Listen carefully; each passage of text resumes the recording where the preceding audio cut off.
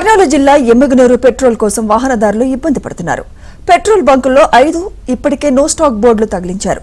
కేవలం 2 బంకులు మాత్రమే అరకొర నిల్వలతో కొనసాగుతున్నాయి.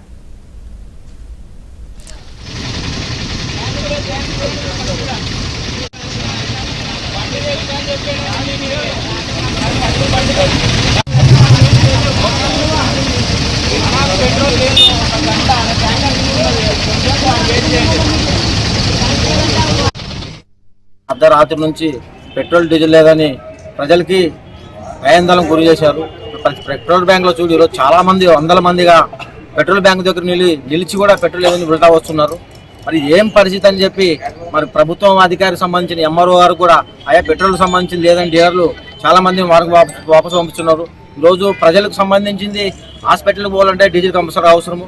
అలాంటి పరిస్థితుల్లో డీజిల్ లేకపోతే ప్రజల ప్రాణాలకు కూడా ప్రమాదం ఉంది. కాబట్టి ప్రాణాలు కాపాడాలంటే ఇక్కడ ఉన్న మండల తహసీల్దార్ గారు కూడా తనిఖీ చేసి ఏది ఉండదో పెట్రోల్ డీజిల్ కంపల్సరీగా ప్రజలకు అందేటట్ల, వైద్యం సంబంధించింది ఆ పేషెంట్లకు వాహనాలకు కూడా అందేటట్ల మార్గం చూడాలా.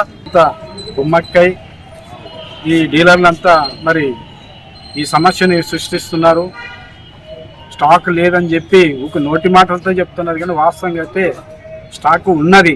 కాకపోతే దీన్ని సొమ్ము చేసుకోవడానికి డీలర్లకు అంత కుమ్మక్కై అధిక ధరలకు అమ్ముకొని సొమ్ము చేసుకోవడానికి వాళ్ళ ఎమ్మిగనూరు ప్రాంతంలో డీలర్లంతా ఏకమైనారు. కాబట్టి దీన్ని తక్షణమే సమస్య పరిష్కారం